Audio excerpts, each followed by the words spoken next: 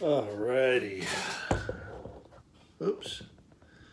There we go. Let me grab a chair.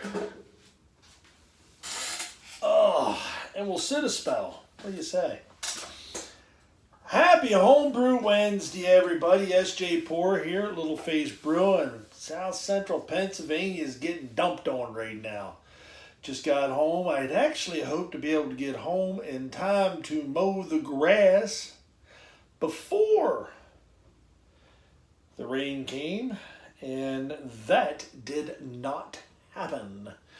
It did not. So that's okay. Gives me an opportunity to sit down and speak with you folks for a little bit. Right now, I am enjoying my oyster goes. Smells like oysters. I made a beer with oysters in it. My God.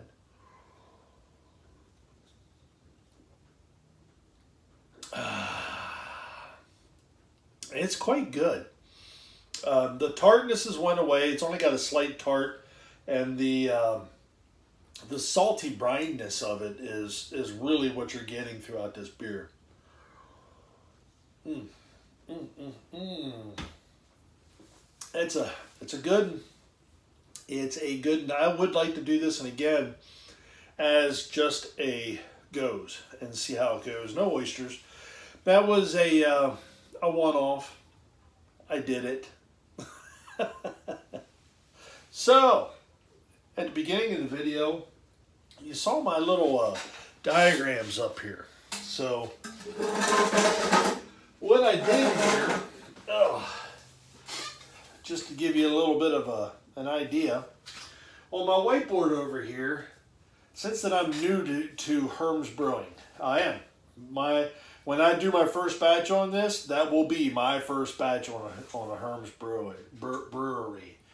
I've helped other folks do it, but I've never done it myself, especially never done it on my own system. So I am looking forward to that. It's going to be fun. It's going to be nerve-wracking, but it's going to be fun. So what I did up here on my whiteboard was I drew out diagrams of how I want this to be laid out and how I'm going to work it. So in the first one here, what's missing off of here is my strike water.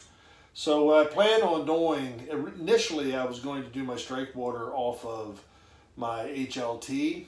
Not going to do that.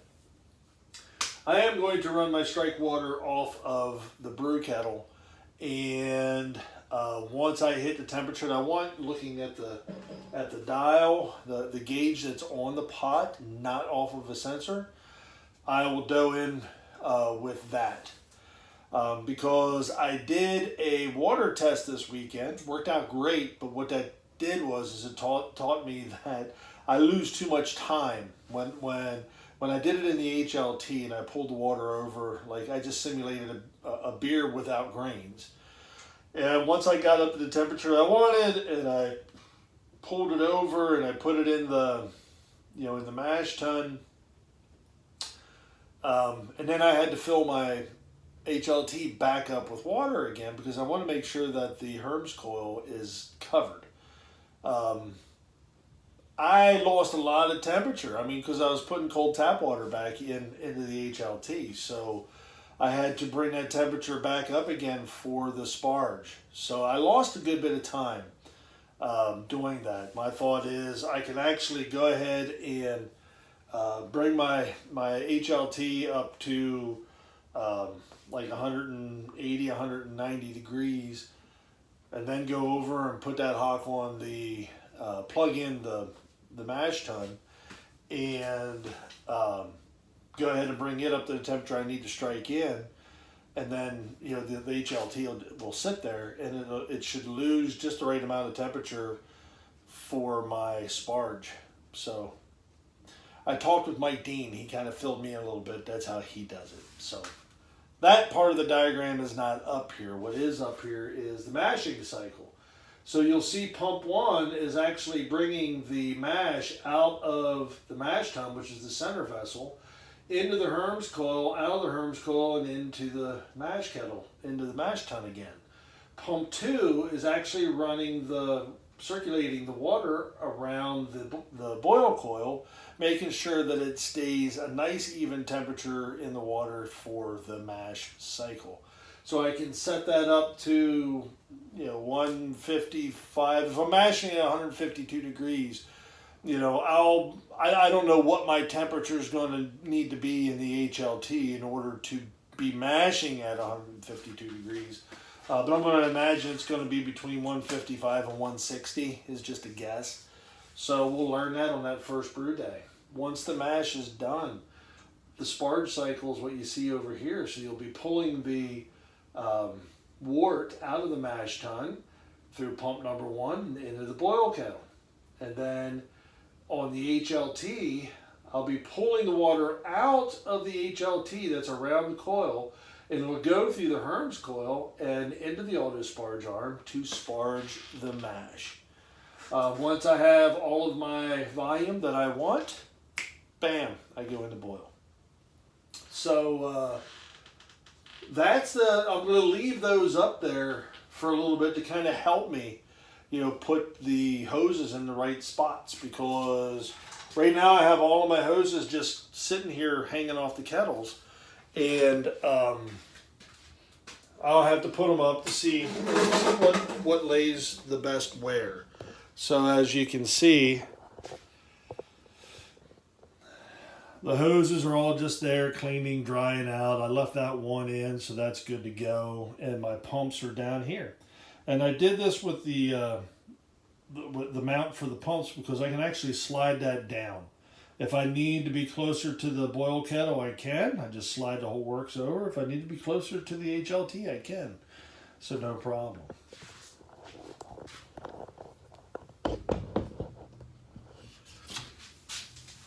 Oh, there we go. See, right? So there you have a quick little diagram and what my system kind of looks like right now. My plan is, I was going to try and get a brew day in one day this week, but work has been incredible and I don't think I'm going to have time to try and get it in. It might wait till Friday or Saturday. It's a long weekend. It's Memorial Weekend. So, no big deal. Maybe I'll try to get a couple brew days in. We'll see how it goes. Maybe I can talk MM into getting a brew day in. What do you think? I like that idea.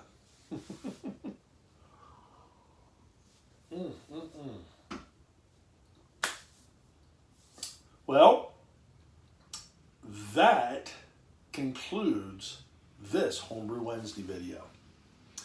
So I hope everybody else is enjoying their Wednesday. I know I am. And I hope you enjoy your Memorial Weekend.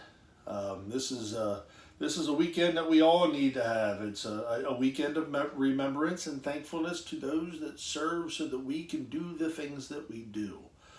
And we thank them for that. We truly do. So this is S.J. Poor in the brewery at Little Face Brewing. Enjoy the fruits of your labor, folks. Brew beer. Brew wonderful beer. Cheers.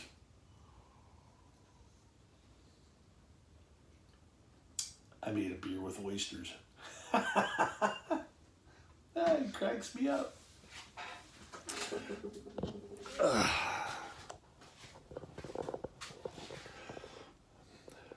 Do not feed the Sasquatch.